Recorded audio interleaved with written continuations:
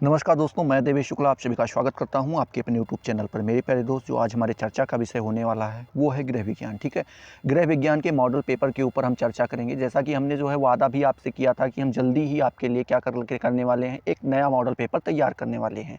अच्छा, model paper अगर हमको लिखित वाला जिस तरीके से पिछली बार करवाए थे उस तरीके से करवाना होता तो कम समय में हम कल ही परसों आपको दे दिए होते, लेकिन मैंने थोड़ा इसको जो है और अच्छे से करने का प्रयास किया है। चूँकि एक बार अगर मैं वीडियो बना दे रहा हूँ, आपको अगर दोबारा वीडियो देखने का नहीं मन है तो आप फिर भी उन चीज़ों को तैयार कर सकते हैं। कैसे?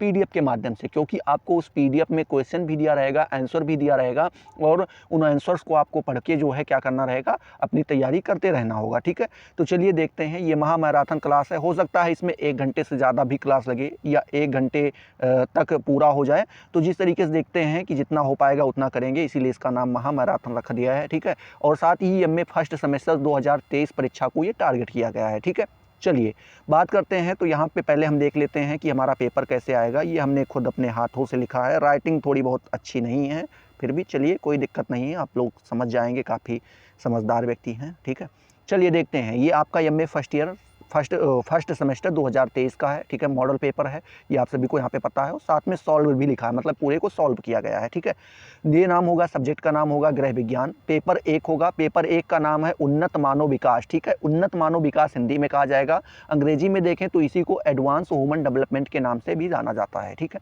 आप सभी को पता है कि जब पेपर आपको मिलता है तो पूरे पेपर को 3 खंड में बांट दिया जाता है, खंड आ, खंड बा और खंड सा। ठीक है, 3 खंड में बांट दिया जाता है। आप सभी को पता है खंड आ का मतलब होता है अति लघु उत्तरीय प्रश्न, खंड बा का मतलब होता है लघु उत्तरीय प्रश्न और खंड सा का मतलब होता है दीर्घ उत्तरीय प्रश्न। ठीक है, यहाँ पे आप देखें तो खंड आ दिया गया है, यहाँ पे आपके जो है सभी प्रश्न करने अनिवार्य रहेंगे। देखिए पहला का जो पहला प्रश्न है वो दिया गया है, मस्तकाधोमुखी, क्या मस्तकाधोमुखी क्रम स्पष्ट कीजिए, ये पहला प्रश्न आपका है। फिर दूसरा प्रश्न आपसे पूछ रहा है किन्हीं 3 वाणी दोषों के नाम लिखिए। ठीक है, इन सारी चीज़ों के ऊपर आप सोच रहे होंगे सर ये तो आप बताते चले जा रहे हो, आप ये नहीं बता रहे हो कि क्या पूछा जाएगा, कैसे इसका जवाब नहीं दे रहे हो। तो सबका देंगे, आपको बस थोड़ी देर इंतजार करना है। पहले हम मोटी मोटा जो है एक नज़र पूरे प्रश्न पत्र पर डाल लेते हैं, फिर उसके बाद जो है इसका आंसर भी देखने का प्रयास करेंगे। तीसरा प्रश्न आपसे पूछा गया है सूक्ष्म क्रियात्मक कौशल क्या है। ठीक है, चौथा आपसे पूछा गया है वीर पूजा क्या है। पांचवा पूछा गया है संज्ञानात्मक विकास के बारे में। छठा आपसे पूछा गया है वाणी किसे कहते हैं। सातवां प्रश्न आपसे पूछा गया है कि क्रियात्मक विकास के 4 क्षेत्र आपको यहाँ पे बताने रहेंगे। ठीक है, और उसके बाद सातवां जो आपसे ये हो गया, आठवां आपसे पूछा गया है गर्भाधान के बारे में। ठीक है, ऐसे एक शब्द लिख के दे देगा गर्भाधान, अब क्या करोगे, आपको क्या करना रहेगा, ये सारी जानकारी अभी मैं आपको देने वाला हूँ। ठीक है, बात करते हैं 9वां नंबर प्रश्न आपसे पूछा गया है अभिवृद्धि का अर्थ आपको बताना है, और 10वां नंबर प्रश्न आपसे पूछ रहा है कि मानव विकास की परिभाषा आपको यहाँ पे देनी रहेगी। ठीक है, ये कंपलसरी क्वेश्चन है, ये आपको ध्यान में रखना, मोस्ट इंपॉर्टेंट क्वेश्चन है, ये आना तय है, क्योंकि मानव विकास के ऊपर पूरा ये पेपर ही बनाया गया है। ठीक है, चलिए देखते हैं। खंड बा का मतलब लघु उत्तरीय प्रश्न होता है, इसमें भी आपको सभी प्रश्न करने रहते हैं, लेकिन इसमें 2 प्रश्न दिया रहता है। देखिए यहाँ पे जो अथवा करके दिया गया है, मतलब ये हुआ कि या तो आप ये वाला प्रश्न कीजिए और या फिर आप ये वाला प्रश्न कीजिए, आपको दोनों नहीं करने हैं, किसी एक को ही करना है। जैसे पहला प्रश्न पूछ रहा है बालक के संवेगात्मक व्यवहार को प्रभावित करने वाले तत्व बताइए, दूसरा प्रश्न उसी में पूछ रहा है अथवा करके कि 6 से 12 वर्ष के बालक के शारीरिक विकास को समझाइए। तो या तो आप ये कर सकते हैं या आप ये कर सकते हैं, दोनों नहीं करना रहेगा, किसी एक को करना रहेगा। ठीक है, अब यहाँ पे तीसरा प्रश्न आपसे उसी तरीके से पूछ ले रहा है कि क्रियात्मक विकास का महत्व आपको बताना रहेगा, महत्व एवं उनके कारण भी बताने रहेंगे।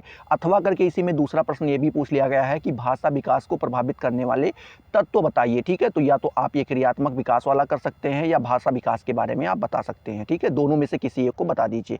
चौथा प्रश्न आपसे पूछा गया है बाल्यावस्था के संवेगात्मक विकास को समझाना रहेगा, इसी में अथवा करके एक प्रश्न और पूछ लिया गया है कि प्रवस के प्रकार आपको यहाँ पे बताने रहेंगे। ठीक है, जब बालक जन्म लेता है उस स्थिति को प्रवस कहा जाता है, तो उसके आपको यहाँ पे प्रकार बताने रहेंगे। 5वां नंबर प्रश्न यहाँ पे पूछा गया है कि गर्भावस्था के प्रथम 5 माह के लक्षण आपको बताने हैं। जब कोई भी स्त्री गर्भ धारण करती है तो जो प्रथम 5 माह के लक्षण होते हैं वो आपको यहाँ पे बताने रहेंगे। इसी में अथवा करके एक प्रश्न और पूछ लिया गया है कि नवजात काल के बारे में बताइए। ठीक है, तो या तो आप ये गर्भावस्था वाला बताएंगे या फिर नवजात काल के बारे में बताएंगे, दोनों नहीं बताना है। ठीक है, 6वां नंबर प्रश्न पूछ रहा है आपसे कि वृद्धि एवं विकास में अंतर बताने रहेंगे, आपको क्या करने रहेंगे, वृद्धि और विकास में आपको अंतर बताना रहेगा।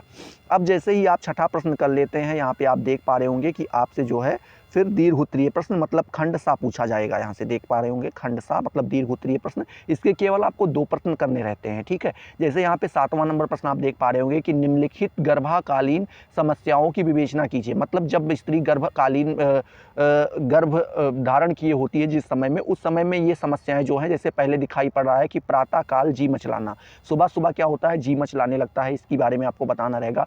कब्ज के बारे में आपको यहाँ पे बताना रहेगा। बार बार पेशाब का आना, ये भी आपको यहाँ पे बताना रहेगा। और छाती में जलन होती है, इसके बारे में भी आपको यहाँ पे चर्चा करनी रहेगी, ठीक है। अब आप लोग अक्सर करके गलती ये करते हैं कि अरे भाई ये एक प्रश्न पूछा गया है दीर्घ उत्तरीय प्रश्न, हम इसको कैसे करेंगे, यहाँ पे तो एक में ही 4-4 प्रश्न और आप इनको छोड़ देते हैं। ये आपकी सबसे बड़ी मूर्खता होती है। यहाँ पे सोचिए, आपको 4 हेडिंग वो खुद बना के दे रहा है। पहला दे रहा है प्रातःकाल जी मचलाना, इसके बारे में आप 100 शब्द लिख लीजिए। कब्ज के बारे में लिख लीजिए, फिर बार बार पेशाब का आना, फिर छाती में जलन होना। ये आपको कितनी सुविधा दे रहा है। इससे कठिन प्रश्न आपका ये 8वां नंबर होगा, अभी आप देख पाएंगे। तो लिखा है किशोरावस्था से क्या तात्पर्य है, आपको यहाँ पे बताना रहेगा। फिर कह रहा है उनकी प्रमुख विशेषताओं पर प्रकाश डालना भी रहेगा आपको, ठीक है। उनकी जो प्रमुख विशेषताएं हैं उनके बारे में बताना रहेगा। यहीं पे 9वां नंबर प्रश्न आपसे पूछ रहा है प्रौढ़ावस्था में होने वाले परिवर्तन के बारे में बताइए। मतलब जो प्रौढ़ावस्था में बालक या बालिका पहुंचती है, तो उस समय जो परिवर्तन उनके अंदर देखने को मिलते हैं, उनके बारे में यहाँ पे हमको चर्चा करना रहेगा। 10वां नंबर प्रश्न पूछ रहा है भाषा दोष क्या है, ठीक है। इसमें पूछ रहा है कि भाषा दोष के प्रकारों का वर्णन भी करना रहेगा, कितने प्रकार के भाषा दोष होते हैं। और आखिरी प्रश्न 11वां नंबर प्रश्न आपसे पूछ रहा है शैशवावस्था में होने वाले क्रियात्मक विकास को समझाइए, ठीक है। तो आई होप आपको एक मोटी मोटा जानकारी हो गई होगी कि आपका प्रश्न कैसे आने वाला है। ध्यान दीजिएगा एक चीज़, सॉरी जो है मैं स्टार्टिंग में ही कहना भूल गया, आप लोग क्या कीजिएगा, अपना सिलेबस एक बार मिलवा लीजिएगा, ठीक है। क्योंकि मैं सभी यूनिवर्सिटी को कॉमन मान के चल रहा हूँ, सभी के लिए तैयारी करवा रहा हूँ। तो अगर आप देखिएगा, हो सकता है ये आप में पेपर नंबर 3 में दिया गया हो, ठीक है। वुमन एंड डेवलपमेंट जो ये पेपर का नाम है, ये हो सकता है आपके 3 नंबर पेपर हो, किसी में हो सकता है 4था नंबर पेपर हो। तो इस तरीके से आप देख लीजिएगा कि आप में कौन से नंबर पेपर पे है। आप हो सकता है मेरा वीडियो देखें और आप ये मान के जाएं कि सर ने बताया था फर्स्ट पेपर है, फर्स्ट में यही आएगा, और पता चला आपकी यूनिवर्सिटी में फर्स्ट पेपर कोई और उन्होंने दे रखा है। तो आपका वहाँ पे गलत हो जाएगा ना। आपने तैयारी कुछ और करके, आप यहाँ से तैयारी कुछ और करके गए हैं और वहाँ पे आपको प्रश्न कुछ और ही देखने को मिल रहे हैं। तो इस तरीके से आपको क्या करना है, पहले अपनी वेबसाइट, अपनी यूनिवर्सिटी के वेबसाइट पे जाना होगा। हमने डाउनलोड करने का जो है वीडियो भी बना रखा है, आप चैनल पे जाएंगे तो वहाँ पे आपको मिल जाएगा। साथ ही अगर आप चाहें तो चाहें क्या, मैं इसका जो है लिंक आपको डिस्क्रिप्शन में प्रोवाइड करवा दूंगा। इसकी एक प्लेलिस्ट भी बनेगी सभी सब्जेक्ट की, वो भी हम आपको जो है प्रोवाइड कराते रहेंगे साथ में।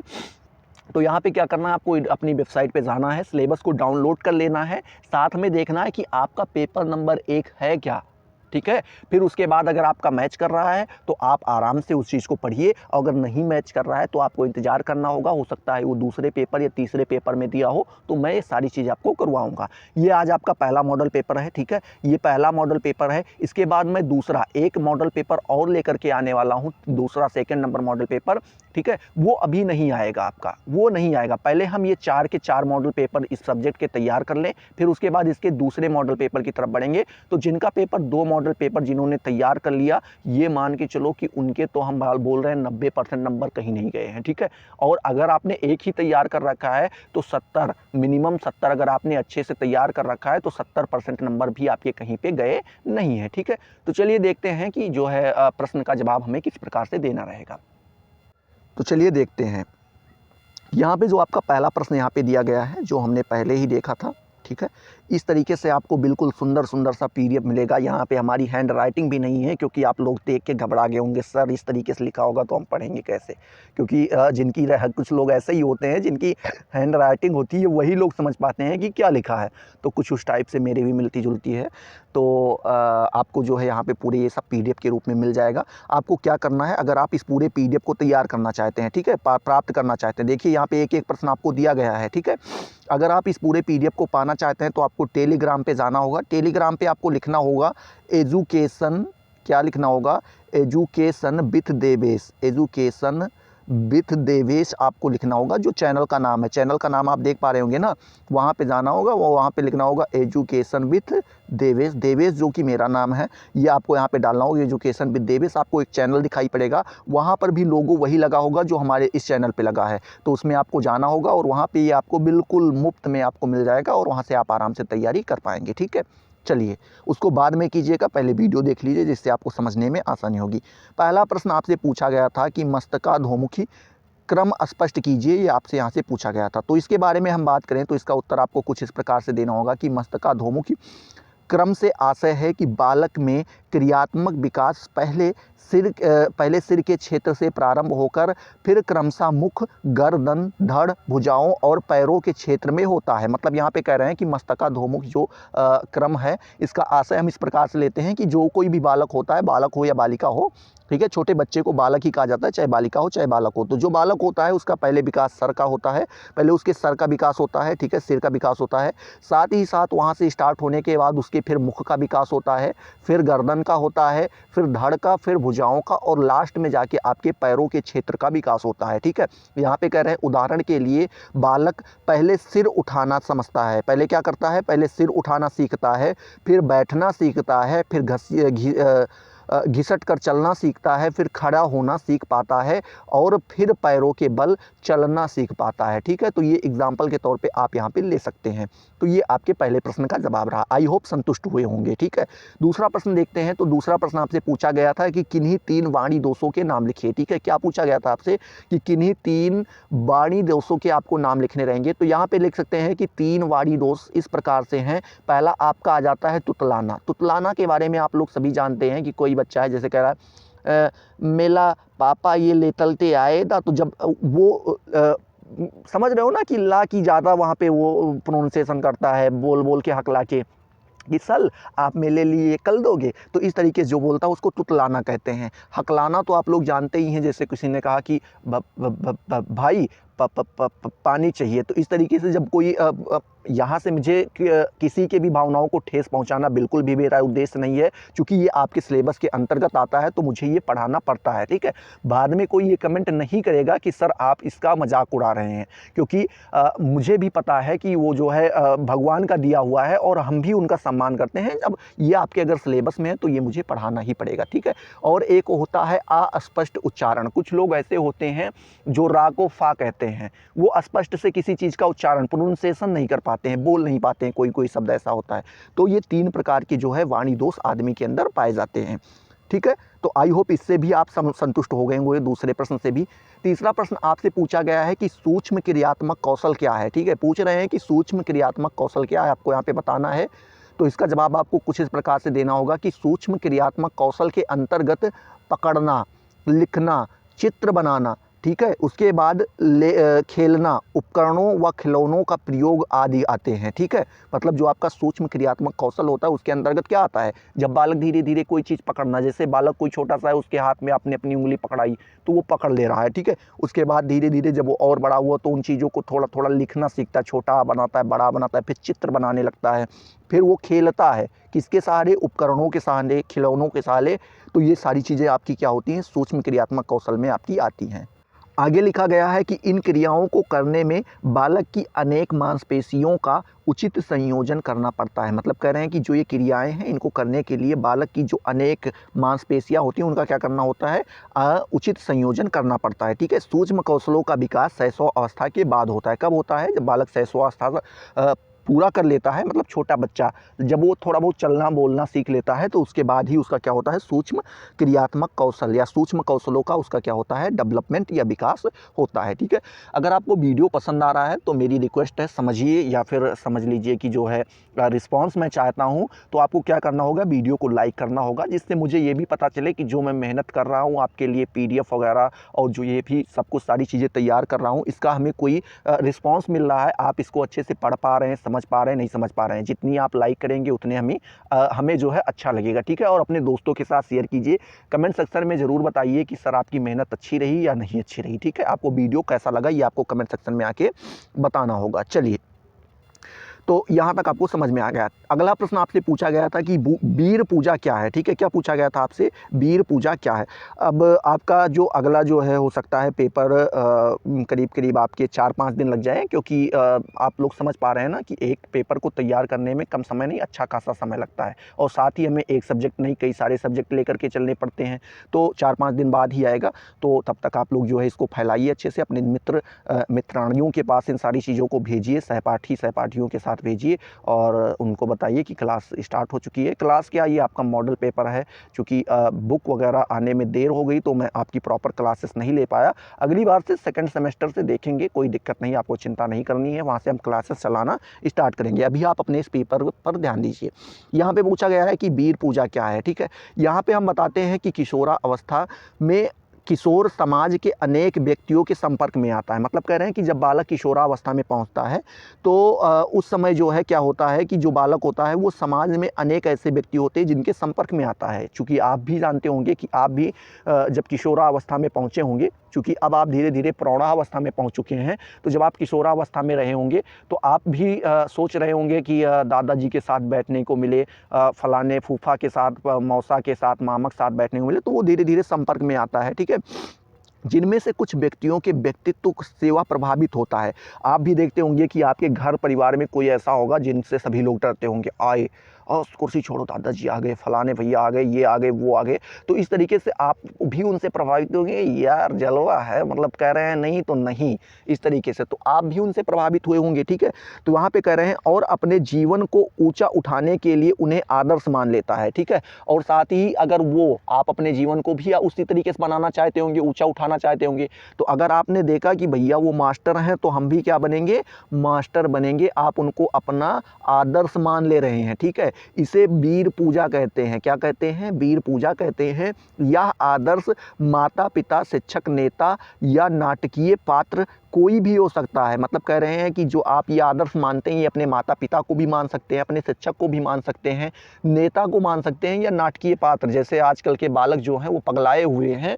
अगर वो कहीं पे देख लें तो आपको बता दें कि अगर कहीं पे भगत सिंह दिख जाए उनकी मूर्ति, तो उस पर कोई रिस्पॉन्स नहीं करते, और वहीं पे आपको जो है आपके शाहरुख खान दिख जाए, कहेंगे अरे खान साहब आ गए, खान साहब आ गए, किंग ऑफ बॉलीवुड, हॉलीवुड, फलान धमाक। अरे भैया कहाँ के किंग हैं, वो एक अभिनेता है। आप पैसा देंगे तो वो आपके सामने नाचेंगे, जो पैसा देगा उसके सामने नाचेंगे। आप उनको अपना फेवरेट मान रहे हैं, उनको आप अपना आदर्श आइडियल मान रहे हैं। पागल हो गए हो क्या एकदम से। आप एक राजा हो, और राजा किसी को अपना आदर्श उसी को मानते हैं जो उस टाइप का काम करता है। अब आप उनको आइडियल मानेंगे तो इसका मतलब है कि आप भी अभिनेत्री बनना चाहते हैं, अभिनेता बनना चाहते हैं। अभिनेत्री अभिनेता का मतलब आप समझ पा रहे हो, वो पैसे पे काम करते हैं। वो अगर आप कहोगे, आप पैसे दोगे तो वो आपके सामने डांस करेंगे, आपकी फिल्म करेंगे, आपकी जी हजूरी करेंगे, और कोई और पैसा देगा तो वो उनकी जी हजूरी करेंगे, उनके सामने जो है डांस करेंगे, नृत्य करेंगे। आप वैसे नहीं हो, आपको कोई पैसा दे के डांस नहीं करवा सकता है, तो आप उनको अपना आइडल मत मानिए। नरेंद्र मोदी को मानिए, जो कि आपके प्रधानमंत्री हैं, माननीय श्री नरेंद्र मोदी जी को मानिए, योगी आदित्यनाथ को मानिए, ठीक है, सीएम है, देखिए पूरा हिला के रख दिए हैं। इस तरीके से अब्दुल कलाम को मानिए, एक राष्ट्रपति होते हुए भी, अब साइंटिस्ट होते हुए भी राष्ट्रपति का पद संभाला, साथ में ही उन्होंने, अब आप समझ रहे हो, उनको मानिए कि जिनसे आपको कोई लाभ हो। अब आप उनको मान रहे हैं जिनसे कोई मतलब ही नहीं है।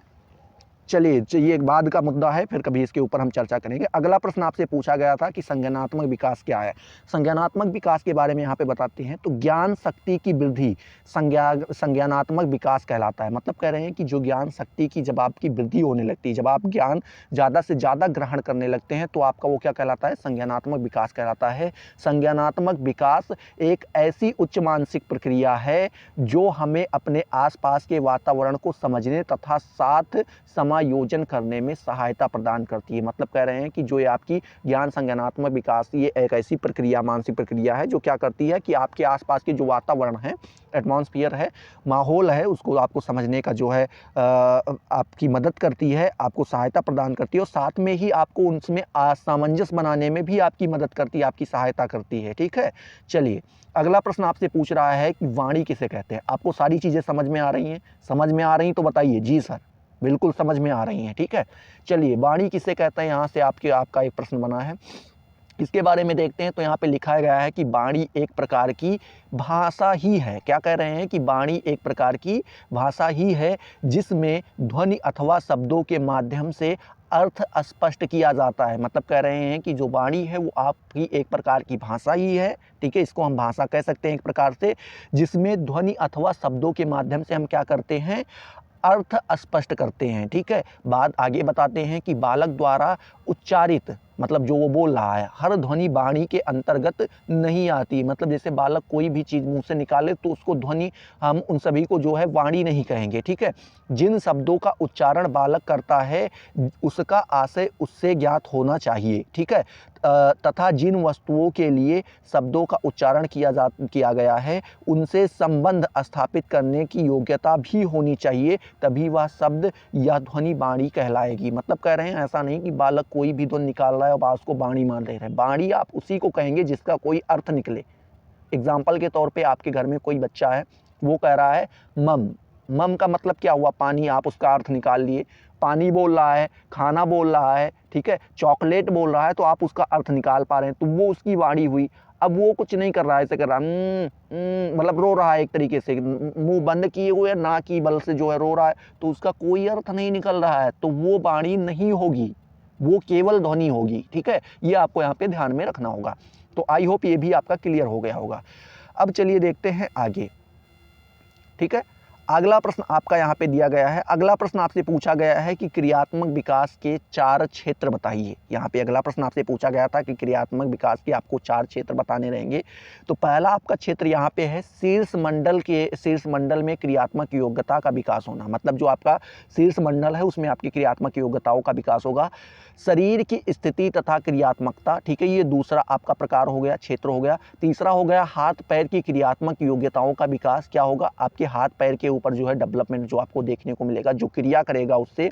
साथ में बोल रहे हैं कि शरीर के धड़ की क्रियात्मक योग्यताओं का विकास। ठीक है, तो इसके 4 क्षेत्र ये आपके हो गए। इनको आपको क्या करना रहेगा? याद करना रहेगा, या आप समझ भी सकते हैं। ठीक है, चलिए अगला प्रश्न आपसे पूछा गया था कि गर्भाधान क्या है। ठीक है, गर्भाधान ऐसे लिख के छोड़ दिया गया था, ये आप प्रश्न था आपका। और इसमें आपको बताना था कि जब पुरुष के शुक्राणु स्त्री के अंडाणु को निषेचित करते हैं, मतलब कह रहे हैं कि जब पुरुष के शुक्राणु क्या करते हैं, स्त्री के अंडाणु को निषेचित करते हैं, तब एक नए जीव का निर्माण होता है। ठीक है, इस नए जीव का निर्माण गर्भाधान कहलाता है। क्या कहलाता है? गर्भाधान कहलाता है। ये आप सभी को पता है, ज़्यादा मुझे एक्सप्लेन करने की ज़रूरत नहीं है। ठीक है, चलिए अगला प्रश्न आपसे पूछ रहा है कि अंडाशय का कार्य बताइए। अंडाशय का क्या कार्य होता है आपको बताना है। तो अंडाशय के 3 प्रमुख कार्य होते हैं। कितने होते हैं? 3 प्रमुख कार्य होते हैं। पहला होता है अंडाणु का उत्पादन। अंडाणु का वो क्या करता है? उत्पादन करता है। दूसरा वो होता है कि प्रजनन हार्मोन्स। क्या मेरे प्यारे दोस्त? प्रजनन हार्मोन्स, एस्ट्रोजन एंड प्रोजेस्टेरोन, ठीक है, हार्मोन्स का उत्पादन करता है। ठीक है, तीसरा यहाँ पे बताया गया है कि मासिक धर्म पर नियंत्रण करता है। ठीक है, मासिक धर्म पर वो क्या करता है? नियंत्रण करता है। ठीक है, जिसको पीरियड बोलते हैं, लेडीज़ वगैरह में आप लोगों को पता भी होगा। आप तो इस तरीके से उसको, उस पर भी नियंत्रण किसका रहता है? आपका, उसका अंडाशय का रहता है। ठीक है, चलिए अगला प्रश्न बोलते हैं। अगला प्रश्न आपसे पूछा गया था कि अभिवृद्धि, क्या अभिवृद्धि का अर्थ आपको यहाँ पे बताना था।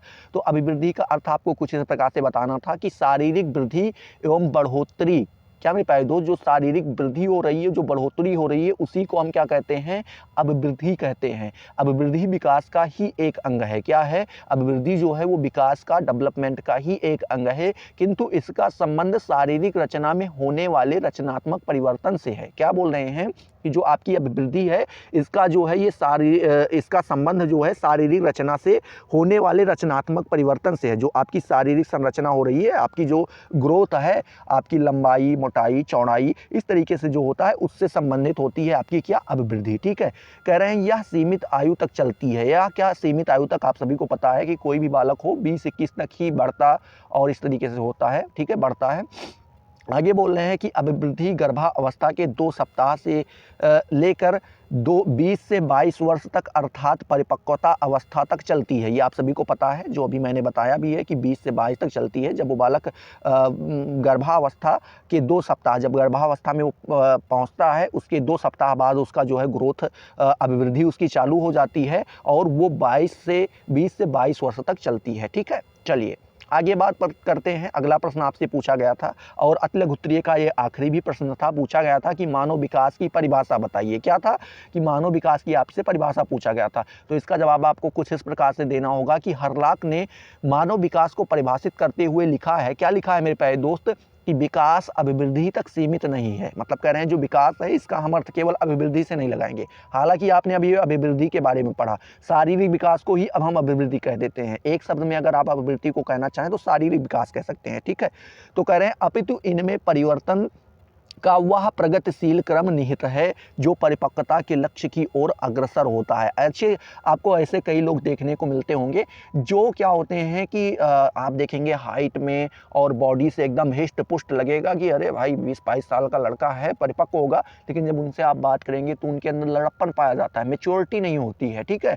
तो यहाँ पे वही चीज़ बोल रहे हैं। फिर कह रहे हैं विकास के परिणाम स्वरूप व्यक्ति के नवीन विशेषताएं एवं नवीन योग्यताएं प्रकट होती हैं। तो यहाँ पे कह रहे हैं कि मानव विकास की जो आपको परिभाषा हरलाख महोदय ने दी है वो ये कह रहे हैं कि अभिवृद्धि तो साथ में रहती ही है, साथ में आपको उनकी परिपक्वता को भी ध्यान में रखना होता है कि वो अपनी उम्र के साथ में उनकी बॉडी ही नहीं, उनका जो मानसिक विकास है वो भी अच्छे से होना चाहिए। मानसिक, शारीरिक, संवेगात्मक ये सारे विकास जो है आपके मानव विकास के अंतर्गत आ जाते हैं, ठीक है। आगे लिखा है मानव विकास एक ऐसी प्रक्रिया है जो व्यक्ति के जन्म से लेकर के उस समय तक चलती रहती है जब तक वह पूर्ण विकास को प्राप्त नहीं कर लेता। मतलब कह रहे हैं जब तक वो पूर्ण रूप से डेवलप नहीं हो जाता है तब तक वो क्या करता है, जन्म के बाद से स्टार्ट होता है, जब तक वो पूर्ण विकसित नहीं हो जाता है तब तक वो चलता रहता है, ठीक है। चलिए आगे देखते हैं। हाँ, तो बीच में मैं ये पूछना भी भूल जाता हूँ कि आप लोगों को वीडियो समझ में आ रहा है? समझ आ रहा है तो फटाफट वीडियो को लाइक करते रहो, बार बार कहने की ज़रूरत नहीं है, ठीक है। अब हम लोग आ जाते हैं खंड बा में, ठीक है। इसमें मेरे प्यारे दोस्त खंड बा में खंड बा का जो पहला प्रश्न था और साथ ही साथ हमारे प्रश्न पत्र का जो दूसरा प्रश्न था वो आपका ये था, क्या था मेरे प्यारे दोस्त, कि बालक के संवेगात्मक व्यवहार को प्रभावित करने वाले तत्वों को बताइए। कि मतलब जो कह रहे हैं कि जो बालक के संवेगात्मक व्यवहार होते हैं उसको कौन कौन से ऐसे तत्व हैं, कौन कौन से ऐसे कारक हैं जो उनको प्रभावित करते हैं, ठीक है। तो चलिए इसका उत्तर आप देख लेते हैं। तो पहले आपको हेडिंग डालना होगा कि बालक के संवेगात्मक व्यवहार को प्रभावित करने वाले तत्व, ये आपकी हेडिंग रहेगी, ठीक है।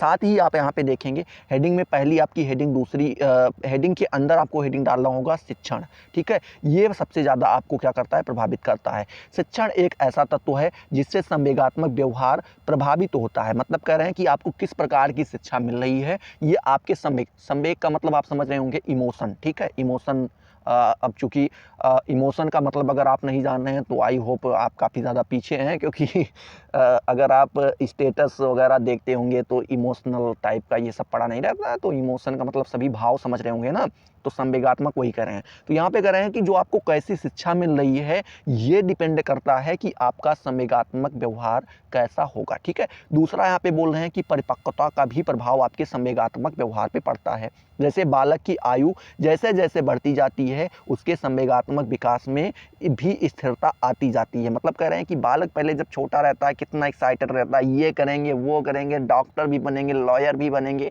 और IAS भी निकालेंगे, फलान धमाक प्रधानमंत्री और राष्ट्रपति तक जाएंगे। लेकिन जैसे जैसे उसकी एज बढ़ती जाती है वो 20 का, 21 का, 15 का, 20, 21, 22, 25 तक जैसे जैसे वो पहुंचता है वो क्या होता है, धीरे धीरे स्थिर होता चला जाता है। उसको पता है कि ना हम तो डॉक्टर नहीं बन सकते हैं, हम इंजीनियर नहीं बन सकते हैं, ठीक है। उसको ये सारी चीज़ें पता हो जाती है और साथ में ये भी पता हो जाता है कि राष्ट्रपति भी बनना मुश्किल है। तो अगर उससे कोई कहता है अरे तुम पहले कहते थे राष्ट्रपति बनोगे, क्या हुआ, तो तुम कहते हो यार छोटे थे, वो छोटेपन की लड़प्पन की बात थी, ठीक है। तो इस तरीके से जब निकलता है तो वही कह रहे हैं कि जैसे जैसे आपके अंदर परिपक्वता आती जाती है वैसे वैसे आपके जो संवेगात्मक विकास है वो क्या होता जाता है, स्थिर होता चला जाता है, ठीक है। आप मचलाना बंद कर देते हैं, उस तरीके से उतना एक्साइटमेंट आपके अंदर नहीं रहता है। चलिए तीसरा नंबर प्रश्न कह रहे हैं, तीसरी हेडिंग आपको डालना होगा शारीरिक स्वास्थ्य का भी प्रभाव आपके संवेगात्मक व्यवहार पे पड़ता है। जैसे जिस बच्चे का शारीरिक स्वास्थ्य अच्छा होगा वह अन्य बच्चों की तुलना अपने संवेग का पर अधिक नियंत्रण रख सकते हैं। जिन बालकों का स्वास्थ्य खराब होता है वे बार बार क्रोधित हो जाते हैं एवं भयभीत हो जाते हैं। संवेगात्मक अस्थिरता, जुकाम, ठीक है, उसके बाद चिड़चिड़ेपन, ठीक है। उसके बाद अपचन एवं आँखों के दुखने के कारण होती है। मतलब कह रहे हैं कि जो बालक होते हैं इनके ऊपर जो है क्या शारीरिक स्वास्थ्य का भी प्रभाव पड़ता है। उनका संवेगात्मक व्यवहार कैसा होगा ये जो है आपका शारीरिक स्वास्थ्य के ऊपर भी मतलब डिपेंड करता है। जैसे कि एग्जाम्पल के तौर पे ले लेते हैं, आपके आसपास कई ऐसे बच्चे होंगे जो बेचारे दुबले पतले होंगे, ठीक है, और उनको कुछ ना कुछ जैसे ठंडी हुई तो जुकाम पकड़ लिया, और जुकाम छोड़े ही ना, ठीक है। उसके बाद उनको खाना भी बहुत थोड़ा 1-2 रोटी खा ले रहे हैं क्योंकि अपचन, मतलब समझ रहे हैं ना कि उनको खाना उतना पच नहीं रहा है। तो इस तरीके से जब आप देखेंगे चिड़चिड़ापन रहता है तो इसका मतलब आप समझ लीजिए कि वो शारीरिक रूप से स्वस्थ नहीं है। और जब वो शारीरिक रूप से स्वस्थ नहीं है तो उसका संवेगात्मक मतलब उसके व्यवहार जो है, उसका इमोशन जो है वो भी उसके कंट्रोल में नहीं रहेगा। कह रहे हैं कि संवेगात्मक अस्थिरता जो है वो जुकाम, चिड़चिड़ेपन, अपचन एवं आंखों के दुखने के कारण भी होती है। मतलब कह रहे हैं कि उसका जो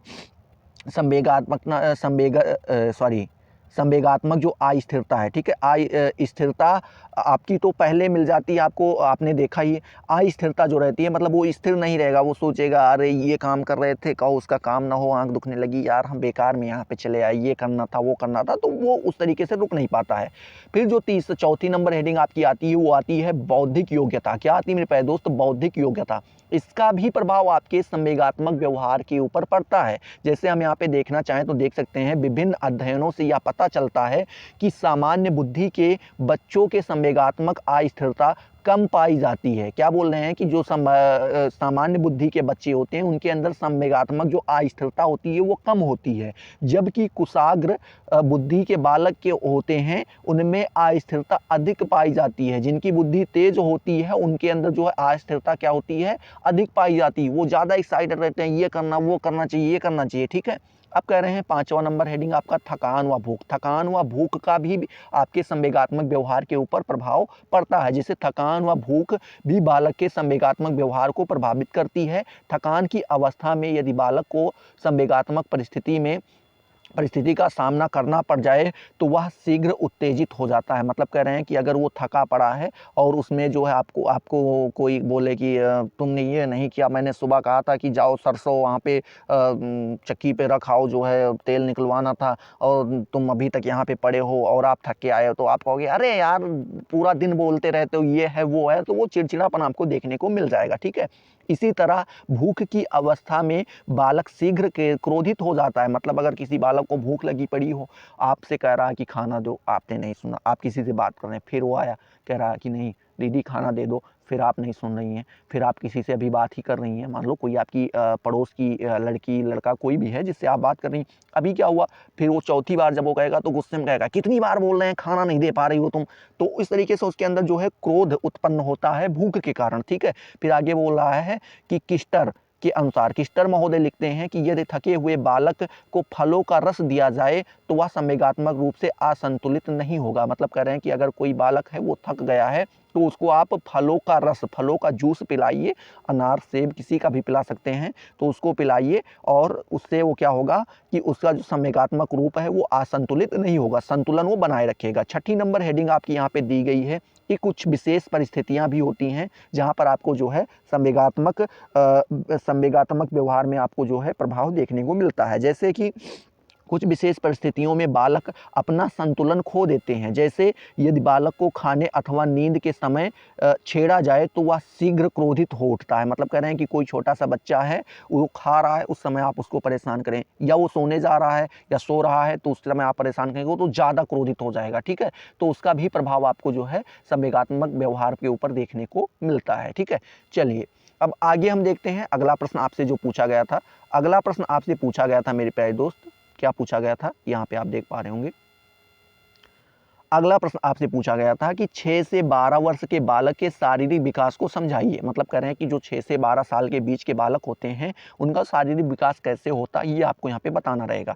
तो यहाँ पे आपको जवाब देना रहेगा कि 6 से 12 वर्ष के बालक का शारीरिक विकास, ये आपको हेडिंग डालनी रहेगी। इसमें आपको पहला नंबर डाल के लिखना होगा कि लड़कियों में 6 से 12 वर्ष की आयु में तथा लड़कों में 10 से 14 वर्ष की आयु में ऊंचाइयों में सबसे कम वृद्धि होती है। मतलब कह रहे हैं कि जो लड़कियां होती हैं हैं वो जो हैं 6 से 12 के बीच में कम बढ़ती हैं, और जो लड़के होते हैं वो 10 से 14 के बीच में जो है क्या होते हैं, कम बढ़ते हैं। ठीक है, दूसरा यहाँ पे बता रहे हैं कि इस आयु में शारीरिक तथा शरीर क्रियात्मक वृद्धि काफ़ी अस्थायी हो जाती है। मतलब कह रहे हैं कि जो ये आयु है इसमें जो शारीरिक या शरीर क्रियात्मक, जो आपके शरीर की क्रियात्मक होती है ना, जो आप उत्तेजित रहते हैं, दौड़ना भागना है, ये सब काम करना, वो क्या होता है कि वो वृद्धि काफ़ी क्या हो जाती है, अस्थायी रुक जाती है। ठीक है, आगे तीसरा बोल रहे हैं कि प्रति वर्ष 3 इंच की दर से ऊंचाई में वृद्धि होती है। ठीक है, बालक हो चाहे बालिका, हर साल वो 3 इंच केवल बढ़ता है। ठीक है, चलिए चौथा नंबर प्रश्न, चौथी नंबर हेडिंग बता रही है कि संपूर्ण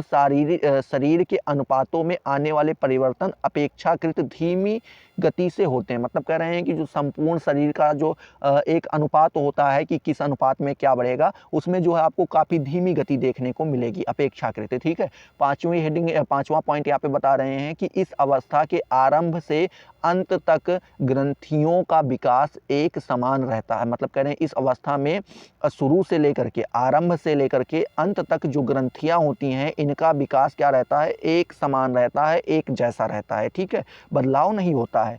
आगे यहाँ पे छठा नंबर बता रहे हैं, देखिए छठा नंबर बोल रहे हैं आपसे कि वृद्धि में वृद्धि के किसी अन्य काल की अपेक्षा इस काल में बालकों में सबसे कम रोग पाए जाते हैं। मतलब कह रहे हैं कि जो ये अवस्था होती है आपकी, इस अवस्था में बालक क्या होते हैं, जो 6 से 12 वर्ष के बीच की अवस्था होती है, इसमें ये कम रोगी होते हैं। ठीक है, इनके अंदर रोग कम पाया जाता है।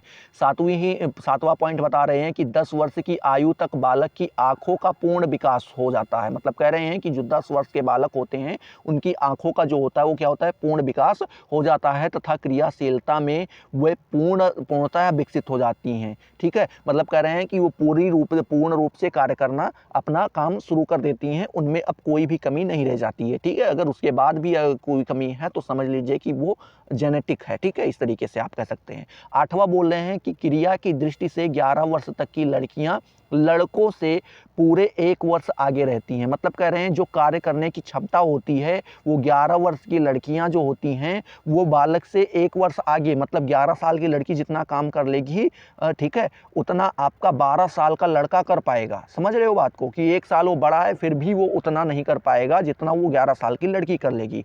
आगे बोल रहे हैं कि 11 वर्ष से में कुछ लड़कियां तथा बहुत कम लड़के अचानक तीव्र वृद्धि के कारण किशोर वय, ठीक है, क्या किशोर वय लगने लगते हैं। मतलब कह रहे हैं कि 11 वर्ष की उम्र में कुछ लड़के या लड़कियां ऐसे होते हैं जो काफ़ी तेज जो क्या होते हैं, ग्रोथ कर जाते हैं, काफ़ी तीव्र वृद्धि हो जाती है उनके, तो उसके कारण से वो किशोर लगने लगते हैं, लगने लगता है कि हाँ ये जो है अभी ये बच्चे नहीं रहे, अब थोड़े बड़े हो गए हैं। ठीक है, छठा नंबर यहाँ पे जो है आपका बोल रहा है, अगला बोल रहा है कि 6 से 12 वर्ष की मुख्य शारीरिक विकास निम्न दशाओं में होता है। ठीक है, जो 6 से 12 वर्ष के बालक होते हैं उनका जो शारीरिक विकास होता है, यहाँ पे 3 आपको हेडिंग्स बताई गई हैं, उसके दशाओं में होता है। पहला होता है शक्ति में वृद्धि हो जाती है। दूसरा होता है हस्त कौशलों में वृद्धि हो जाती है। हस्त कौशल का मतलब हुआ कि आप काम करने में काफ़ी अच्छे हो जाते हैं, आपको जो कुछ भी सिखाया जाए, जैसे अगर आपको धनुष बाण एग्जाम्पल के तौर पे सिखाया जाता तो आप काफ़ी अच्छा धनुष बाण चलाना सीख सकते हैं इस समय पे। ठीक है,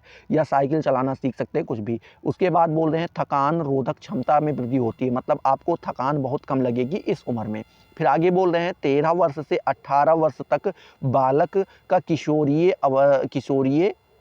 किशोर काय शारीरिक विकास। ठीक है, मतलब कह रहे हैं कि 13 वर्ष से 18 वर्ष तक जो विकास चलता है वो कैसा रहता है, किशोर काय शारीरिक विकास रहता है। मतलब आप किशोर लगने लगेंगे। ठीक है, मतलब कि युवा लगने लगेंगे। यहाँ पे आगे बोल रहा है कि ऊंचाई तथा वजन, बोल रहे हैं 5 से 6 वर्ष से लेकर के 13 से 14 वर्ष तक बालकों की लंबाई में अपेक्षाकृत कम गति में वृद्धि होती है। मतलब कह रहे हैं कि जो 5 से 6 वर्ष के बीच से लेकर के और 13 से 14 वर्ष के बीच के जो बालक होते हैं इनमें जो है इनकी लंबाई में काफ़ी कम आपको वृद्धि देखने को मिलेगी। इस अवस्था में बालक की लंबाई 2 से 3 इंच, ठीक है, 2 या 3 इंच की वृद्धि प्रतिवर्ष के हिसाब से होती है। मतलब प्रतिवर्ष आपकी 2 से 3 इंच हाइट बढ़ेगी। लगभग 11 वर्ष की अवस्था में लड़कों की अपेक्षा लड़कियां कुछ अधिक लंबी होती हैं। मतलब कह रहे हैं कि 11 वर्ष की उम्र में अगर देखें तो लड़कों की अपेक्षा लड़कियां क्या होती हैं, थोड़ी ज़्यादा लंबी होती हैं। ठीक है,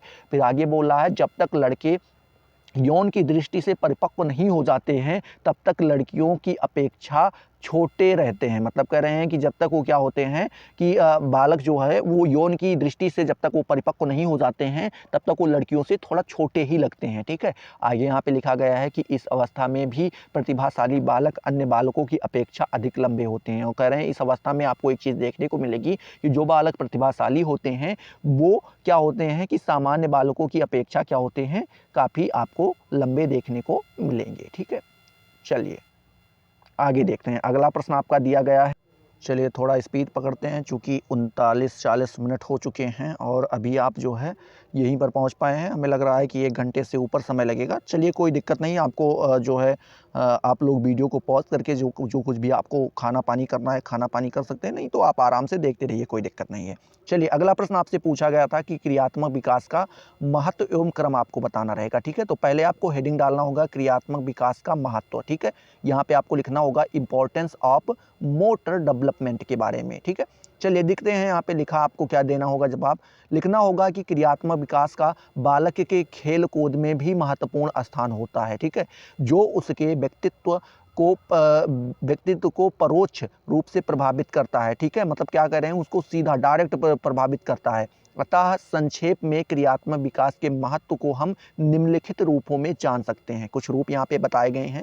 पहला रूप आपका बताया गया है कि शारीरिक विकास की पूर्णतया हेतु क्रियात्मक विकास का महत्वपूर्ण स्थान है। मतलब कह रहे हैं अगर आपको शारीरिक विकास करना है तो उसके लिए आपको जो है क्रियात्मक विकास इंपॉर्टेंट हो जाता है। ठीक है, दूसरा बता रहे हैं कि मानसिक विकास में क्रियात्मक विकास सहयोगी भूमिका निभाता है। मतलब कह रहे हैं कि अगर आपको मानसिक विकास करना है किसी बालक का तो उसमें आपका क्रियात्मक विकास जो है क्या करता है, काफ़ी ज़्यादा हेल्प करता है। क्या क्रियात्मक विकास को अगर हम अपनी भाषा में समझना चाहें तो इस तरीके से समझ सकते हैं कि जिसमें कार्य ज़्यादा किया जाए। कार्य का मतलब हुआ खेल कूद करवा लीजिए, ठीक है, या कोई ट्रेनिंग करवा लीजिए, तो इस सभी को क्या कहते हैं, क्रियात्मक विकास कहते हैं। तो जब ये आपका विकसित होगा तो आपका मानसिक विकास भी होगा। ठीक है, तीसरा यहाँ पे बताया गया है कि सामाजिक विकास के क्षेत्र में तथा उसमें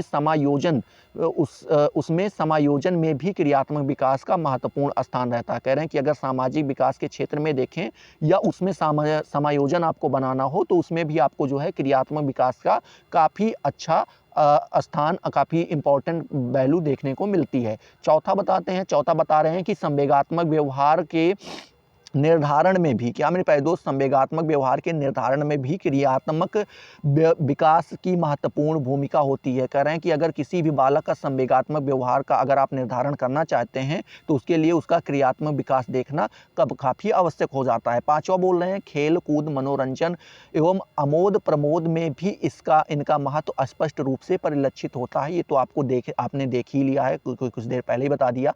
फिर कह रहे हैं क्रियात्मक विकास से व्यावसायिक सफलता भी जुड़ी होती है। कह रहे हैं अगर आप क्रियात्मक विकास में जो है अच्छे रहेंगे तो आपकी व्यावसायिक सफलता भी आपको प्राप्त होगी। ठीक है, अगली हेडिंग आपको डालना होगा क्रियात्मक विकास के विकास क्रम। ठीक है, क्रियात्मक विकास के विकास क्रम। क्रियात्मक विकास 2 निश्चित क्रम के आधार पर होता है। ठीक है, पहला क्रम क्या है, मस्तकाधोमुखी क्रम, पहला जो हमने देख लिया था वहाँ पे कहाँ पे देख लिया था, अति लघुत्तरीय में हमने देखा था। वहाँ पे पहला ही प्रश्न था और ये बताया गया था कि जब पहले सर बनता है, फिर मुख, फिर गला, गर्दन जिसे कहते हैं, फिर धड़, फिर पाँव, ऐसे करके बनाया जाता है ना। तो वही बोल रहे हैं, यहाँ पे बोल रहे हैं इसका एक नाम और भी है, सिरोपुच्छीय। क्या मेरे प्यारे दोस्त, सिरोपुच्छीय क्रम बोल रहे हैं। इसका आशय है कि बालक में क्रियात्मक विकास पहले सिर के क्षेत्र से प्रारंभ होकर फिर क्रमशः मुख, गर्दन, धड़, भुजाओं और पैरों के क्षेत्र में होता है। ठीक है, उदाहरण के लिए कहना चाहें तो कह सकते हैं कि यदि 1 माह का शिशु को जमीन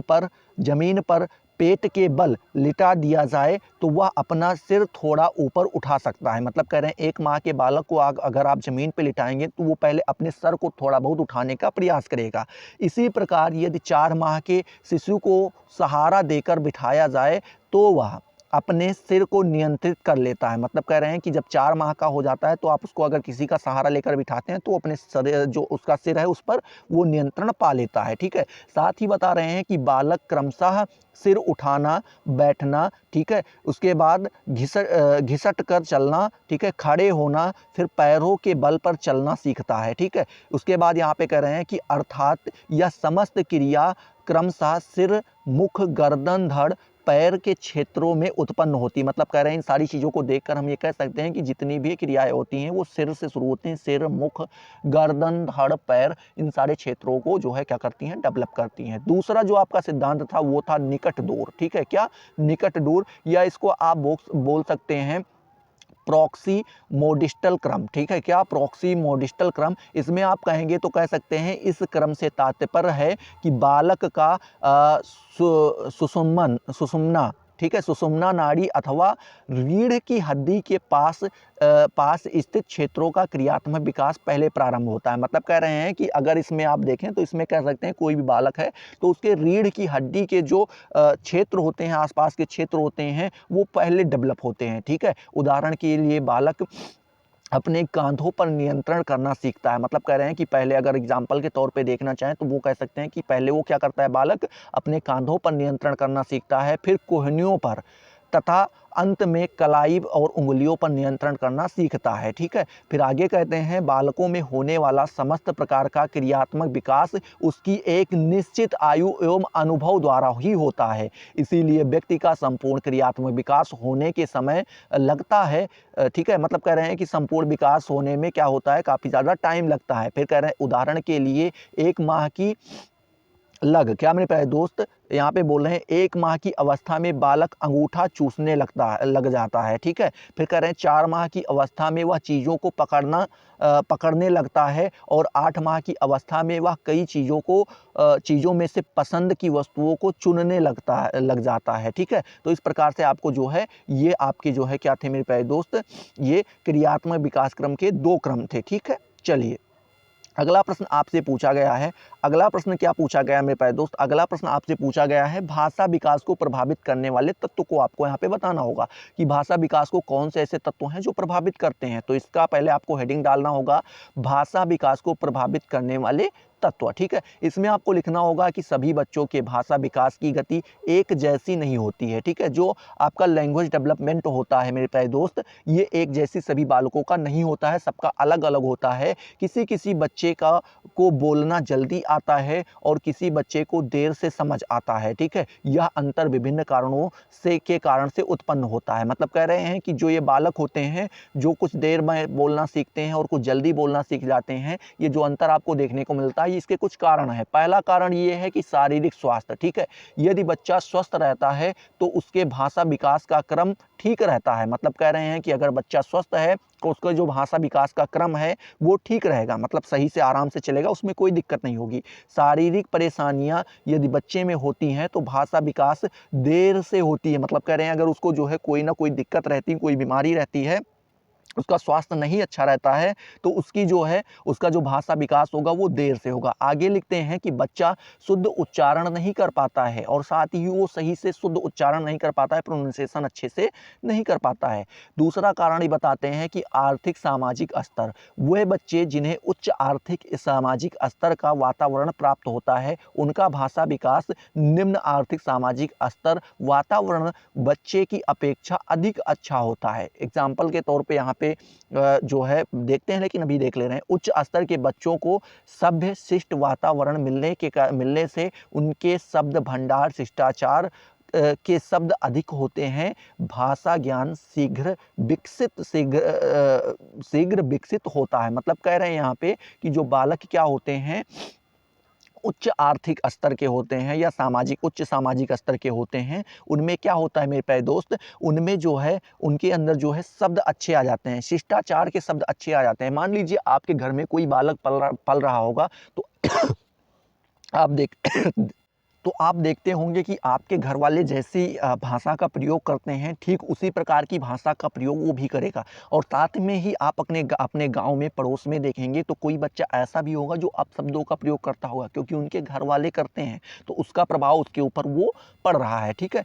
यहाँ पे जो तीसरा कारण बताया गया है वो बताया गया है यौन का, ठीक है। क्या बताया गया है, यौन का, जिसे आप कह सकते हैं जेंडर का।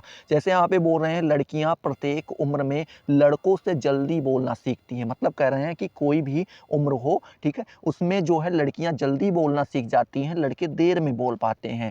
लड़कियों का शब्द भंडार, शब्द का प्रयोग, वाक्यों की लंबाई लड़कों की अपेक्षा अधिक होती है। चूँकि ये बातें भी बहुत करती हैं, आप लोगों को तो पता ही है क्योंकि आप लोग भी लड़कियां ही हैं, ठीक है। चलिए, और जो यहाँ पे चौथा कारण बताया गया वो बताया गया है निर्देशन, ठीक है। यहाँ पे बोलते हैं जिन बच्चों को शब्दों के प्रयोग उच्चारण के लिए जितने सही निर्देश प्राप्त होंगे उनका उच्चारण उतना ही शुद्ध होगा। मतलब कह रहे हैं जो बच्चा पढ़ने बैठता है, मान लीजिए आपके यहाँ पे कोई बच्चा इंग्लिश पढ़ने बैठता है, ठीक है। अब वो स्टेशन को स्टेटन बोल रहा है, आपने वहाँ पे टोका नहीं, उसको बोला नहीं, आप कह रहे हैं ठीक है कोई दिक्कत नहीं, आपने सुना भी और आप उसको इग्नोर कर दिए या आप सुन नहीं पाए, ठीक है। तो अब वो स्टेशन को स्टेटन ही तो पढ़ेगा, स्टेशन थोड़ी ना पढ़ेगा। धीरे धीरे करके उन चीज़ों को समझ में आएगा कि हाँ किसी ने रोका, अरे क्या पढ़ रहे हो, स्टेशन थोड़ी ना, स्टेशन लिखा है। तो उसको हीन भावना भी महसूस होगी, अरे बताओ कि बताओ हम पढ़ नहीं पाए, ठीक है। तो इस तरीके से होता है। फिर कह रहे हैं कि सही शब्द का सही स्थान प्रयोग होगा, ठीक है। और आगे लिखते हैं यदि बच्चे को नए नए शब्द उनके चित्र मॉडल दिखाकर सिखाए जाएं तो बच्चे सही शब्द तथा उनका सही प्रयोग जल्दी सीख जाते हैं। मतलब कह रहे हैं कि बच्चों को अगर उनको चित्र दिखा के समझाया जाए और शब्द के बारे में बताया जाए तो वो उन चीज़ों को अच्छे से समझ पाएंगे। पांचवा जो कारण बताते हैं वो बताते हैं वातावरण का। बोल रहे हैं वे बच्चे जो संयुक्त परिवार में रहते हैं वे परिवार के अन्य सदस्यों को बोलते सुनकर उनकी नकल से शीघ्र बोलना सीख जाते हैं। मतलब कह रहे हैं कि जो बालक क्या होते हैं, मान लीजिए कोई ऐसा बालक है जो संयुक्त परिवार का मतलब समझ रहे हैं कि चाचा बाबा दादा सभी लोग एक ही घर में रह रहे हो तो उसको संयुक्त परिवार कहते हैं, जो कि हमारे घर पे अभी भी चल रहा है।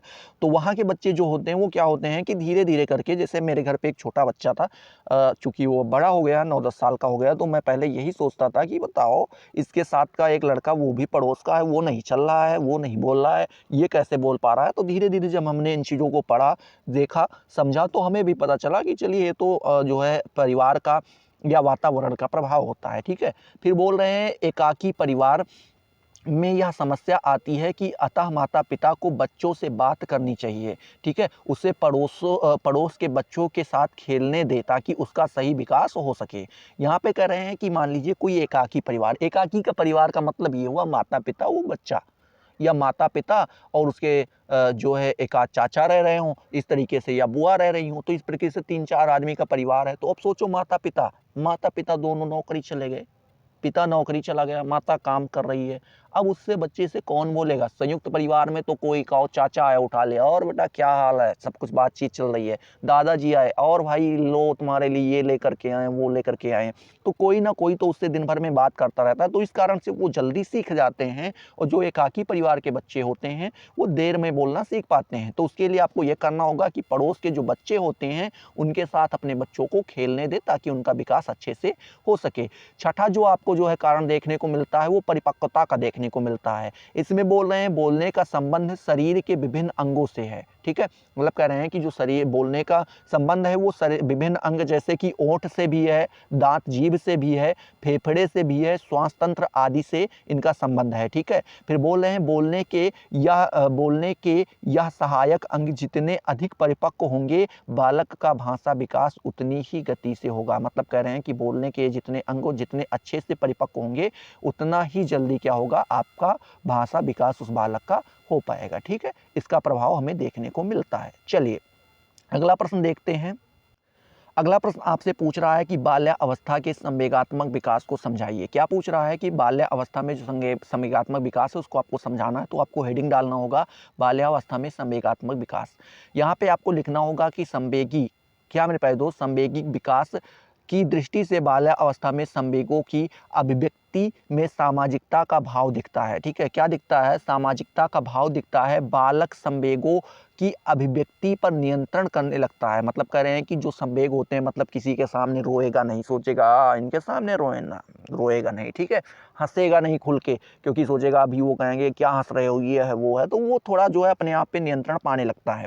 साथ ही बोलते हैं बाल्यावस्था के संपूर्ण काल में संवेगों की अभिव्यक्ति में निरंतर परिवर्तन होते रहते हैं। मतलब कह रहे हैं बाल्यावस्था की जो संपूर्ण काल है इसमें संवेगों की अभिव्यक्ति जो होती है इसमें आपको लगातार परिवर्तन देखने को मिलेंगे, ठीक है, एक जैसा नहीं रहेगा।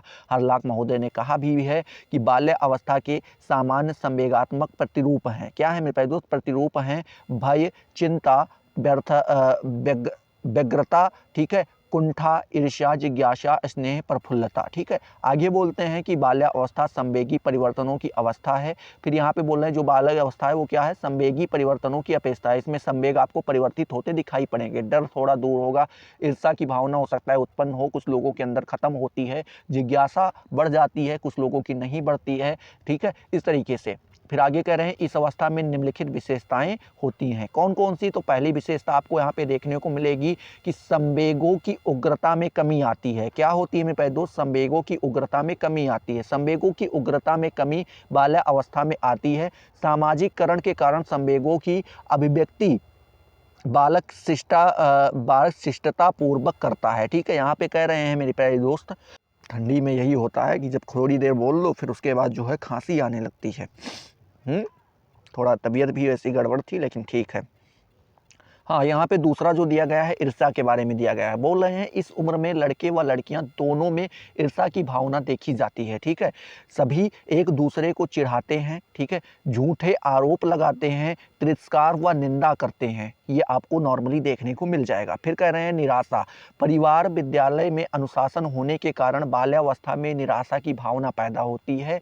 इच्छा की पूर्ति न होने पर निराश होती है। ठीक है, मतलब आप कोई चीज़ सोच रहे हैं और घर वाले मना कर रहे हैं, नहीं ये नहीं करना, तो आपको निराश हो जाएंगे, अरे यार करने दिया होता तो ज़्यादा बढ़िया था। ठीक है, जैसे कि तुम्हारा मन कर रहा है पड़ोसी की जो है खोपड़ी फोड़ दें और घर वाले कह रहे हैं हाँ फोड़ोगे तो मारे जाओगे, ये होगा वो होगा, आप चिंतित हो गए, नहीं ऐसा नहीं। ठीक है, चौथा बता रहे हैं भय। इस उम्र में बच्चों में भय की भावना उत्पन्न होती है, जैसे गलत कार्य करने पर डांट पड़ना, गृह कार्य पूरा ना होने का भय रहता है इत्यादि बहुत सारे ऐसे भय होते हैं। फिर बोल रहे हैं जिज्ञासा, जानने की लालसा। जिज्ञासा का मतलब होता है जानने की लालसा। इस उम्र में लड़के लड़कियों में जिज्ञासा की प्रवृत्ति प्रबल हो जाती है। ठीक है, मतलब कोई भी चीज़ हो वो देखते हैं तो उनको जानना चाहते हैं, जिस भी चीज़ के संपर्क में आते हैं उसके विषय में विस्तृत रूप से वो जानना चाहते हैं। फिर बोल रहे हैं क्रोध।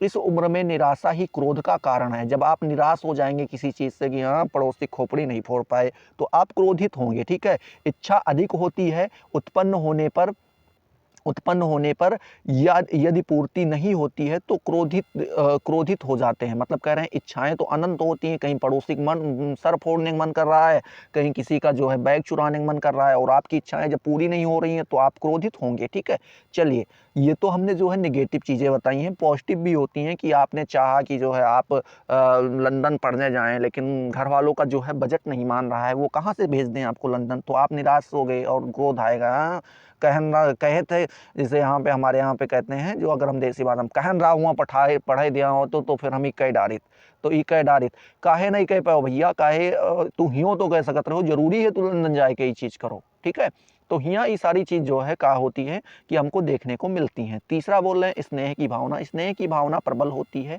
जिसके संपर्क में आते हैं उसके प्रति वह संवेग का इजहार करते हैं। मतलब स्नेह समझ रहे हो ना, ये जो आप लोग दिखाते हैं यहाँ पे छोटे छोटे बच्चों के अंदर प्रेम भावनाएं उत्पन्न हो रही हैं, टिकटॉक रील्स के वीडियो दिखा रहे हैं। ठीक है, ये इनको कौन बताए कि ये तुम्हारे अंदर जो है ये स्वाभाविक सी बात है, इसके चक्कर में। और उसके बाद जब वो थोड़ी बड़ी होती है लड़की, थोड़ा परिपक्व हो जाती है, उसको लगता है कि अरे इसके साथ क्या ज़िंदगी है, जब छोड़ चली जाती है या लड़का छोड़ चला जाता है तो फिर दारू सिगरेट का सहारा लेते हैं, अरे हम तो कबीर सिंह बन गए। तो मूर्ख हो बालक, ये स्नेह है, आज इसके प्रति है कल दूसरे के प्रति होगा। ठीक है, फिर बोल रहे हैं आनंद। जब कोई सुखद एवं आनंददायक परिस्थिति उत्पन्न होती है, बालक खुशी का अनुभव करता है। रुचिकर खाद्य पदार्थों एवं वांछित खेल सामग्री देखकर बालक आनंदित हो जाता है। मतलब कह रहे हैं जिसमें उसका इंटरेस्ट हो, मान लो किसी को जो है गाजर का हलवा पसंद है, गाजर का हलवा सामने रख दो तो खुशी हो जाएगा। किसी को पबजी खेलना पसंद है, पबजी लाओ, मोबाइल नहीं दे दो कि लो पबजी खेलो, तो खुशी हो जाएगा ना। अगला प्रश्न आपसे पूछ रहा है प्रसव के प्रकार बताइए। प्रसव के प्रकार आपको बताने हैं, टाइप ऑफ डिलीवरी। ठीक है, डिलीवरी की हिंदी जो होती है वो प्रसव होती है। आगे यहाँ पे पूछा गया, पहला बताया गया है प्राकृतिक प्रसव। ठीक है, प्राकृतिक प्रसव नेचुरल जिसे आप कहते हैं। ठीक है, नेचुरल डिलीवरी। इसके बारे में देखें तो कह रहे हैं कि प्राकृतिक प्रसव को स्वाभाविक प्रसव भी कहा जाता है। ठीक है, इसका एक नाम और भी है स्वाभाविक प्रसव। यह प्रसव बिना दवा तथा औजार की सहायता से किया जाता है। मतलब कह रहे हैं जिसमें ना तो दवाओं का काम लगता है और ना ही औजार का काम लगता है, डिलीवरी नॉर्मल हो जाती है, जिसको हम नॉर्मल डिलीवरी भी कहते हैं। यहाँ पे बोल रहे हैं यह प्रसव सामान्य स्थिति में ही संपन्न हो जाता है, ठीक है, इसीलिए हम क्या कहते हैं, इसको नॉर्मल डिलीवरी कहते हैं। जब माता तथा शिशु में कोई विकार आ जाता है तब सामान्य प्रसव होना कठिन हो जाता है। मतलब कह रहे हैं या माता में कोई दिक्कत हो या बेटे में को जो अंदर शिशु पल रहा है, बेटा बेटी, उसमें कोई दिक्कत हो तो जो है क्या होता है, ये नॉर्मल डिलीवरी नहीं हो पाती है। इस प्रकार के प्रसव में बालक का सिर सर्वप्रथम बाहर आता है। मतलब कह रहे जब नॉर्मल डिलीवरी होती है तो पहले बालक का सिर बाहर निकलता है, इसके पश्चात एक कंधा निकलता है तथा बाद में शरीर के अन्य भाग धीरे धीरे बाहर आते हैं। इस क्रम में सर्वप्रथम हाथ, उसके पश्चात पैर बाहर आते हैं। प्राकृतिक प्रसव से उत्पन्न बालक अपने बाह्य वातावरण से अति शीघ्र समायोजन स्थापित कर लेते हैं, ठीक है। मतलब कह रहे हैं जो नॉर्मल डिलीवरी से बालक पैदा होते हैं वो अपना जो उनके बाह्य वातावरण है उससे जो है अति शीघ्र समायोजन स्थापित कर लेते हैं, ठीक है, उसमें जो है सामंजस्य बना लेते हैं। आगे लिखे हैं कि सामान्य प्रसव अन्य प्रसवों की अपेक्षा अधिक सुरक्षित होता है। मतलब कह रहे हैं यहाँ पे आपको दिक्कत नहीं होती है, बालक और जो शिशु है और जो माता है दोनों सुरक्षित रहते हैं, इसमें कोई भी आपको डरने की ज़रूरत नहीं होती है। इस प्रसव के समय माताएं तुलनात्मक रूप से कम चिंतित होती हैं, मतलब इनको कम चिंता होती है, इस प्रसव प्रक्रिया की जटिलता कम होती है, ठीक है, इसमें कठिनाई कम होती है। अब यहाँ पे दूसरा जो बताया गया है, दूसरा जो बताया गया है वो बताया गया है कि यंत्रों तथा औजारों की सहायता से प्रसव, ठीक है।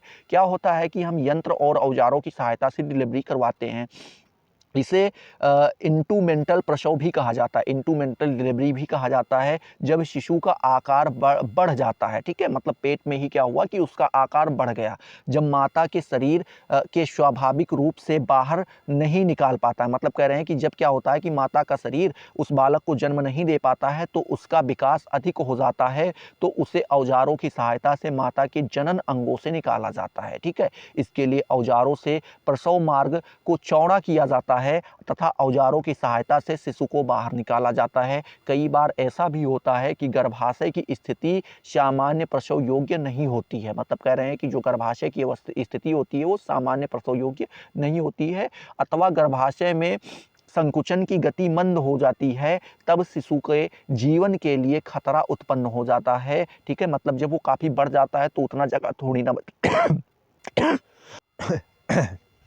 आगे लिखते हैं कि उस स्थिति में प्रसव औजारों की सहायता से ही संपन्न कराया जाता है, ठीक है। आगे लिखते हैं फिर कि औजारों से प्रसव कराने में खतरा अधिक होता है, ठीक है। इससे बच्चे के संवेदनशील अंग जैसे आँख, कान, नाक तथा मस्तिष्क के किसी भी भाग तथा नाड़ी स्थान को भी हानि पहुंच सकती है, ठीक है। जब औजार का प्रयोग करेंगे तो उसमें दिक्कत तो होगी ही, ठीक है। अब यहाँ पे अगला जो बता रहे हैं प्रकार वो है जटिलतापूर्ण प्रसव, ठीक है। जटिलतापूर्ण प्रसव में क्या है, जब माता के पेट को चीरा, ठीक है, क्या चीरा लगाकर शिशु को माता के शरीर से बाहर निकाला जाता है तो यह चीर फाड़ प्रसव जटिलता पूर्ण प्रसव भी कहा जाता है, ठीक है। जटिलतापूर्ण प्रसव निम्न स्थितियों में होता है।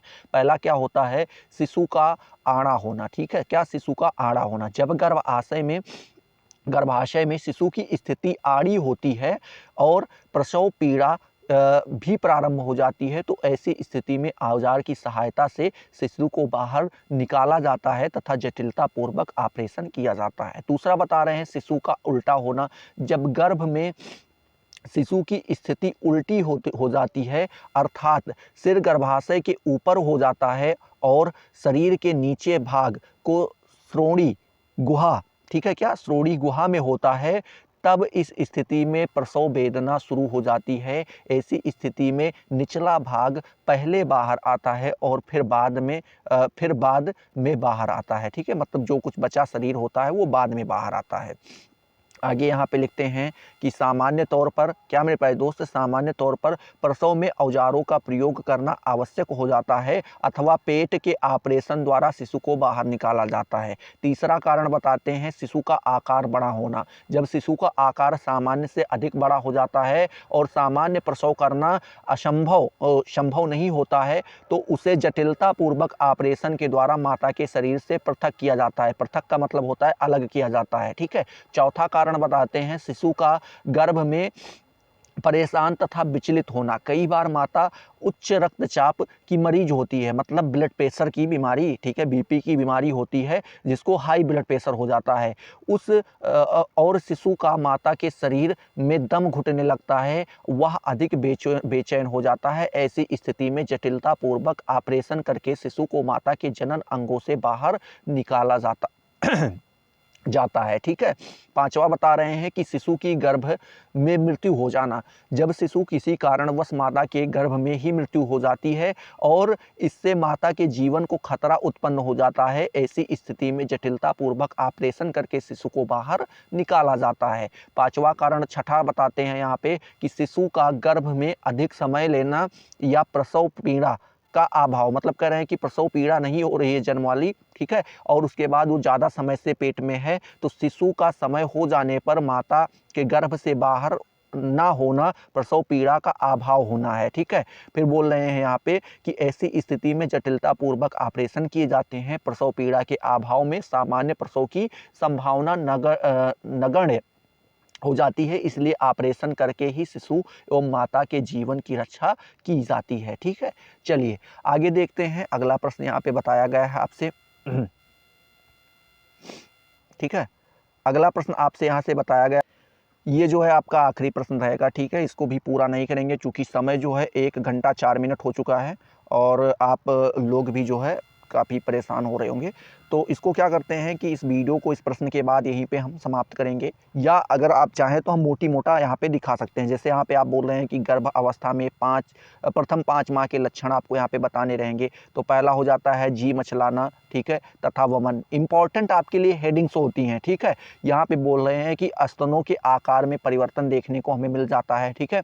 साथ ही यहाँ पे बताते हैं मासिक धर्म का बंद होना, ठीक है, जो पीरियड्स होते हैं महिलाओं के, वो क्या हो जाते हैं, रुक जाते हैं, ठीक है। फिर बोल रहे हैं बार बार मूत्र त्याग, मतलब जो है मूत्र त्याग जो है बार बार होता है, ठीक है।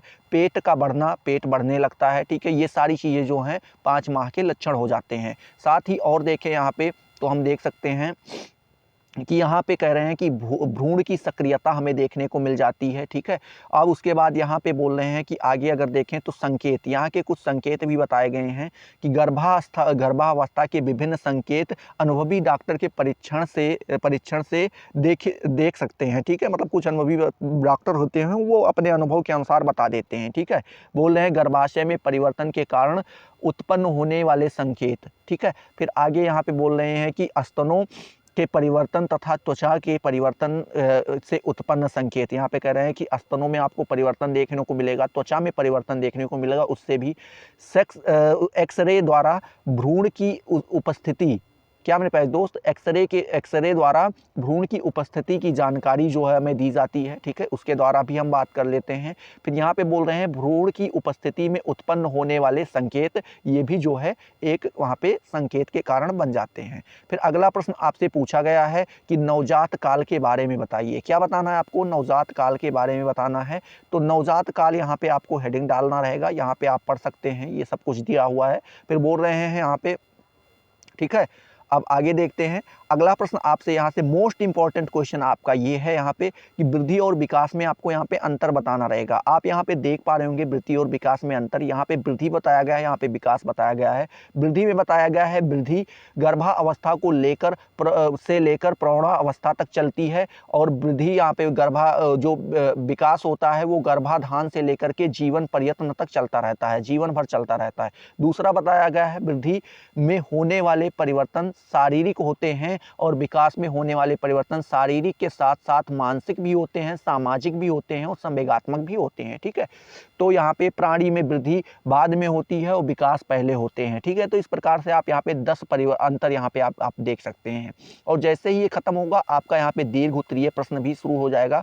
यहाँ पे हमने बोला था आपको जो है, यहाँ पे बोल रहे हैं निम्नलिखित गर्भकालीन समस्याओं की विवेचना कीजिए। पहला आपको बताना रहेगा प्रातः काल, जब किसी का जी मचलाता है, या कब्ज वाली जो होता है, ठीक है, बार बार पेशाब का आना या छाती का जलना, ये आपको सब हेडिंग डाल के आपको यहाँ पे लिखना रहेगा और यहाँ पे आप आराम से पढ़ सकते हैं। ये पूरा PDF आपको जो है मैं फिर से बता दे रहा हूँ, आपको यहाँ पे जो है क्या होगा, ये पूरा आपको टेलीग्राम ग्रुप पे मिलेगा, ठीक है।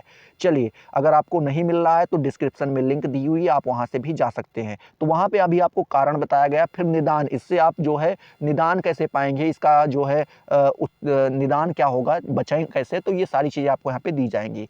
अब यहाँ पे बोल रहे हैं कब्ज के बारे में भी यहाँ पे आपको बताया गया है, फिर बोल रहे हैं बार बार पेशाब का आना, ये भी यहाँ पे आपको बताया गया है, ठीक है। और इसका निदान भी बताया गया है कि आप इससे जो है छुटकारा कैसे पाएंगे। छुटकारा नहीं मिलता है लेकिन कुछ तो राहत मिल ही जाती है, तो वो वहाँ पे बताया गया है, ठीक है। फिर बोल रहे हैं छाती में जलन, छाती में जो जलन होती है, ठीक है, उसका कारण यहाँ पे बताया गया है 1 2 3 4 5, ठीक है, 4 करके यहाँ पे 4 कारण बताए गए हैं, देख पा रहे होंगे। फिर निदान बताया गया है और निदान में भी 1 2 3 4 5, निदान का मतलब उपचार होता है, और 9 करके यहाँ पे 9 निदान यहाँ पे बताए गए हैं, ठीक है। चलिए, अगला प्रश्न आपसे पूछा गया था, यहाँ पे क्या पूछा गया था मेरे प्यारे दोस्त, कि किशोरा अवस्था से क्या तात्पर्य है, इनकी प्रमुख विशेषताओं पर प्रकाश आपको डालना था। पहले किशोरावस्था आपको हेडिंग डाल के किशोरावस्था के बारे में बताना रहेगा, साथ ही किशोरावस्था की विशेषताएं आपको हेडिंग डालना रहेगा और उसमें एक एक करके बताना रहेगा। पहली विशेषता ये है कि किशोरावस्था परिवर्तन की अवस्था होती है, ठीक है, इसमें आपको काफ़ी ज़्यादा परिवर्तन बदलाव देखने को मिलती हैं। दूसरा जो यहाँ पे विशेषता है वो है किशोरा अवस्था कामुकता के जागरण की अवस्था होती है, इसमें जो है क्या होता है कि कामुकता काफ़ी ज़्यादा जग जाती है, ठीक है। चलिए, और उसके बाद जो अगला यहाँ पे बताया गया है, ठीक है, अगली विशेषता तीसरी नंबर बताई गई है, वो बताई गई है किशोरा अवस्था कल्पना बाहुल्य की अवस्था होती है, इसमें बालक कल्पना बहुत करता है, ठीक है, मतलब बताएगा, सोचेगा, कहो हम बन गए राष्ट्रपति और हमारे पीछे 150 गाड़ियाँ चल रही हैं, सब फॉर्च्यूनर हैं, तो इस तरीके से वो बहुत ज़्यादा इमेजिन करने लगता है। फिर चौथा यहाँ पे बताया गया है किशोरा अवस्था, ये विशेषता है किशोरा अवस्था संवेगात्मक अस्थिरता की अवस्था होती है, ठीक है, ये संवेगात्मक अस्थिरता इसमें अधिक पाई जाती है।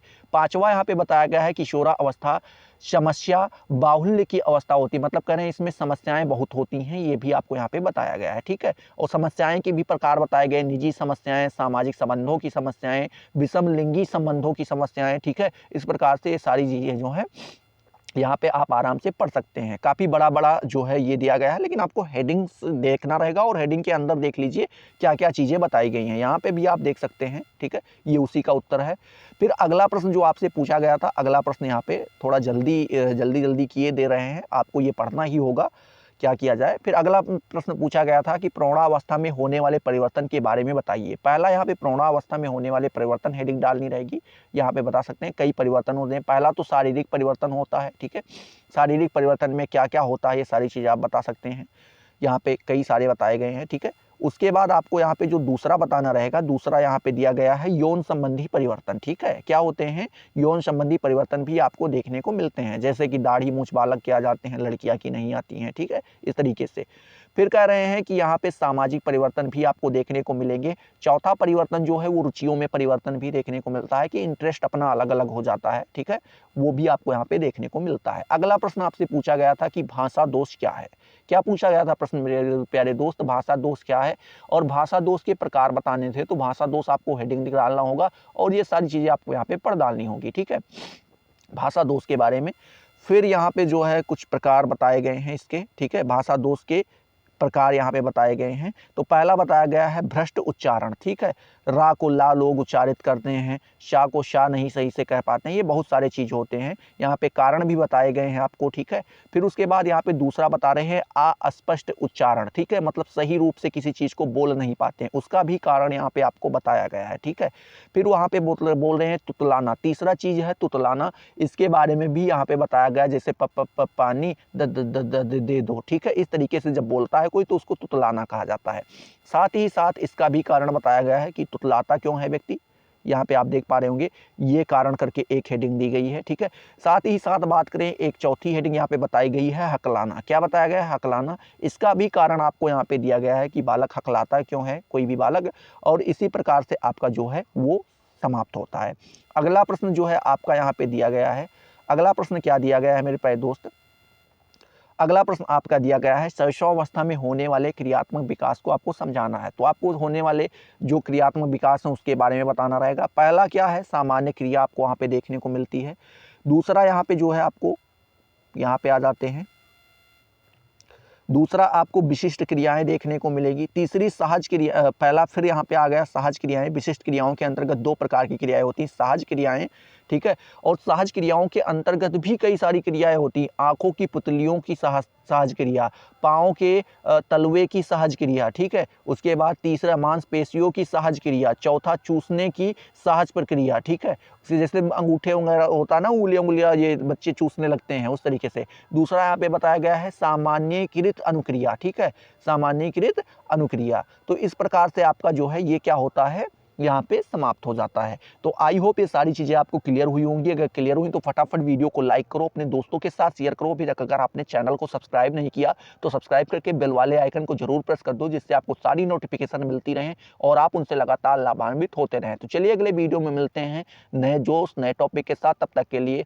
जय हिंद, जय भारत।